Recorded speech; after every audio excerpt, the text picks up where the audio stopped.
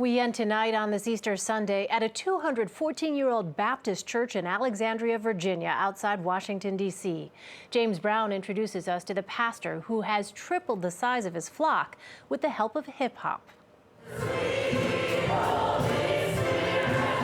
It's 6 o'clock on a Saturday night, and Alfred Street Baptist Church is packed. This is one of 4 services that the Reverend Dr. Howard John Wesley officiates every weekend. He says church attendance is strong because the church understands its calling. We are called to be traditional Baptists with a high liturgy where those who want to come and receive an intellectual and spirited worship service can do so in a timely manner. And this congregation has grown from what size when you first got here? Around 2,500. Now we're just north of 7,000 in 8 years. The challenge for most churches is attracting young people while maintaining the core older membership. Alfred Street Baptist does both, and Pastor Wesley believes that his age, 44, and his lineage as a fourth-generation preacher are keys to his effectiveness. I am raised in the era of hip-hop. I respect hip-hop. I know 90s language, so within language, I can use analogies and metaphors that address all generations. In the words of my favorite poet, Sean Carter,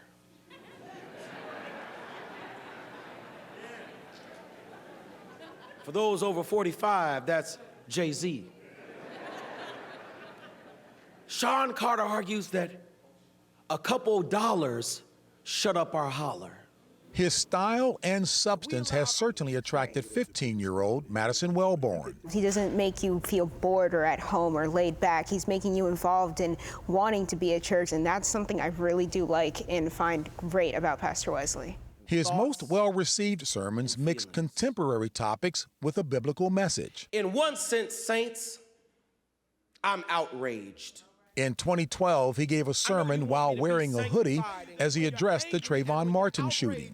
When you're hurt and when you're scared, it's hard to hear the voice of God. In 2016, the subject was Beyoncé's Grammy-winning album, Lemonade. I didn't come to preach Beyonce.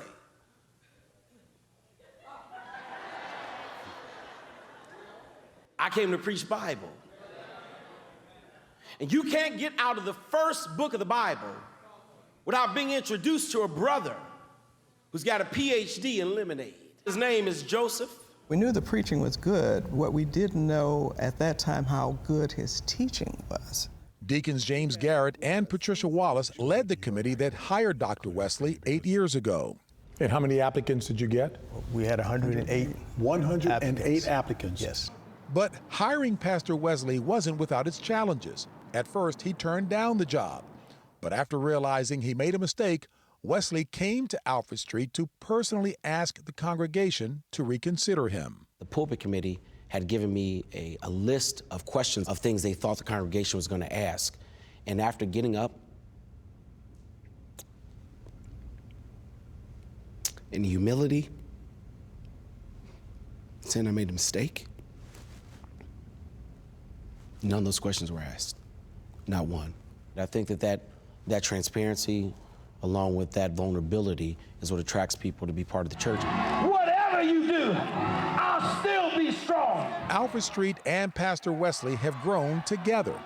In 2015, the church donated $1 million to the new African American Museum in Washington, D.C. In the last 2 years, it has become the church of choice for the former First Family on Easter. What are you preparing for this Easter?